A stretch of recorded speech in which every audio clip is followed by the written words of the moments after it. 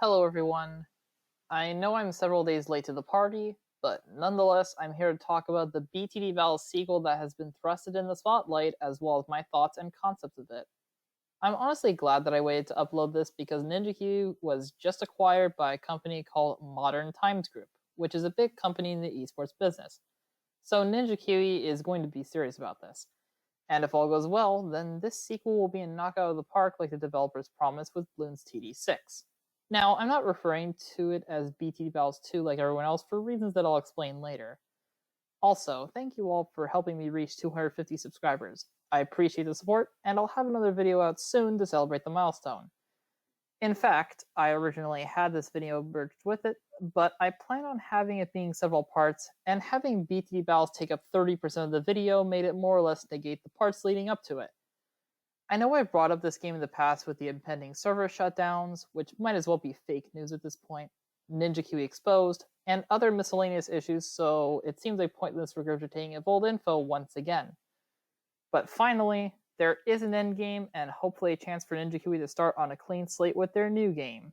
It all began on March 10th with the SOTA update for BTD6, where towards the end of the video, you see an iPad in the bottom right corner. Now, this isn't anything new to me. There was a hint back in September last year from this tweet about Tim Haywood, the music composer for Ninja Kiwi, announcing that he finished a track for a new Bloons game coming out in 2021. But now we have our confirmation from the acquisition coupled with this teaser photo. So as you can see, you have the cash and income at the top, Bloons Sends and Towers at the bottom, with their class colors shown. Based on what I can see here, you can choose between a hero and 3 towers. I'm not sure if battle energy will still be a thing in the sequel because it was rarely used in Battles mobile and Steam due to the existence of battle arenas. I'll touch on this topic later. Either way, there may or may not be a possibility of adding a 5th tower to the roster, and if it does happen, please don't make it a random roll, just make it like Flash. In between the Bloons Sends and Towers are the Tower and Bloon powers, which I hope are the only 2 in the game. With the heroes alone, you'll already be adding so much dynamic to the game that adding more with the Tree of Powers is going to be needlessly complex. I'll touch on these more later. There's also the surrender and chat buttons in the middle, which I'm most likely going to say will be like BTD6 and not like Flash battles, just because for mobile players I would imagine it's not very convenient, but I don't want to rule out that possibility. At least include a mute button, because just like Tyler said, it's quite annoying to catch those players that spam emojis like no tomorrow. Yes, I've seen his video while I was working on my script just to listen to something in the background, and I wanted to see what we agreed on. Though I'm going to do a deeper analysis on the features of the game to see what could be tweaked, so that hopefully the experience this time around will be more enjoyable and refreshing. So why don't I like the name BTD Battles 2? I don't think it's really a name that stands out, especially when the first one had its reputation tarnished due to neglect, bad execution for new concepts, and bounce changes that hardly had any adherence to community suggestions. Even if you haven't seen my previous videos on BTD Battles Mobile, any Ninja Kiwi veteran can explain how bad it is from one of these 3 reasons. Personally, I think the names Bloons TD Battles Revitalized, Bloons TD Battles in 3D, or Bloons TD Battles Hero Style would be better fits that would drag lots of players into the game, whether they're new or returning players. So Battle Arenas, I feel, was a mistake. For one, it took away just about every reason to use battle energy. They tried to bring battle energy back, but everybody hated this, so it was changed back after a day. There's defense mode, but who cares? Nobody plays it. Even playing in normal assault mode is nigh useless because you can just go into Yellow Stadium to get a free entry and not risk losing medallions. Also, even the club assault mode doesn't cost you battle energy, so what gives? And this isn't like Flash where you spend energy to get into every single match. I know a lot of people are probably going to bash at me for this, but I think this should be the case for BTD Battles 2 as well. There's a reason why you have this type of energy system. You want to keep your players entertained for a little while, but also give them some sort of reason to take a break. If somebody is a real addict, sure, let them spend extra money to play more. It's a business model that has time and time again worked out well. As long as the energy system regenerates at a reasonable rate and not ungodly fast like Tower Keepers is, then it could be a healthy way to manage your time and unlock everything without having to worry about the fear of missing out. Which brings me to another segment, powers. This is unanimously the worst update in BTD Battle's history due to 3 reasons. First, you have the grindy aspect of it, where you have to sit through several hundred games just to get one path of powers unlocked. In addition to this, most of the later powers were broken, if not much better than the basic powers, and as such, it would add this fear of missing out where if you didn't have the best powers in the game, they are 100% going to lead to your demise. To add on to the insult, there are in-app purchases that boost the XP gained from battles. Still, you would need roughly 300 games to unlock just one path of powers for each type, which could be done in only a matter of 2 to 3 days if you wanted to no-life it. The final and most obscure reason is card battles. Not going to lie, I loved card battles. The problem is the game mode was shortly abandoned after 2 balance changes, one with changing some card prices, and the other one barely counts as a balance change because it changes how the random cards club worked, and this change was for the worst. The final nail on the coffin was this powers update. The features that made card battles unique with power cards were recycled. While some of them are still unique to this mode, it doesn't give card battles anything special that really allows it to stand out anymore.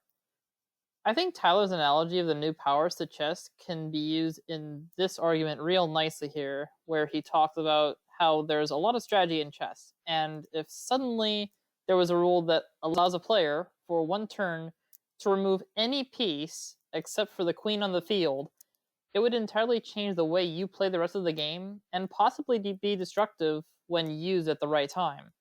That's exactly what the power cards in the Veteran Pack update were like. The thing is, the regular Bloon and Tower powers are already enough to sort of change the dynamic for the rest of the game, and since you can't see your opponent's powers, adding more powers makes the rest of the game more of a gamble than actual strategy. If the powers from the first game were to be reused, it would be better off as extra power cards. If you really want to see the potential that Card Battles has, just look at the extra cards mod for BTD Battles that my friend David the Superior made, which I'll link in the description to. So how would I improve on the features that failed in Battles 1? I've already touched up on Card Battles previously. As fun as Card Battles is, it didn't capture the same sort of feeling that you get from playing those card games with your friends at recess or lunch in mandatory schooling. You just got a preset collection to work with that you recycled over and over if you had plenty of battle score already. Veteran cards helped enhance the replay value of this mode, but it only got so far. After that, you have the Random Cards Club. Unfortunately, they made the parameters more strict, and instead of having a near infinite amount of possibilities, you're stuck from approximately 100 different decks. The game mode just isn't fun anymore because you have nothing else to do. Insta-Monkeys are a neat commodity, and lots of BTD6 users have fun stockpiling these for gold borders for their collections. Because of this, I think it would be a great incentive to have an element of this in Battles 2 as well. They work the same way, with a tower and Bloon send on each card. You collect these cards every time you win, and more as you progress to higher levels. Then, once you collect enough of these cards, you can pit them against an opponent, as well as some medallions. You can also opt to pay for extra cards through card packs with some IRL money or spare medallions.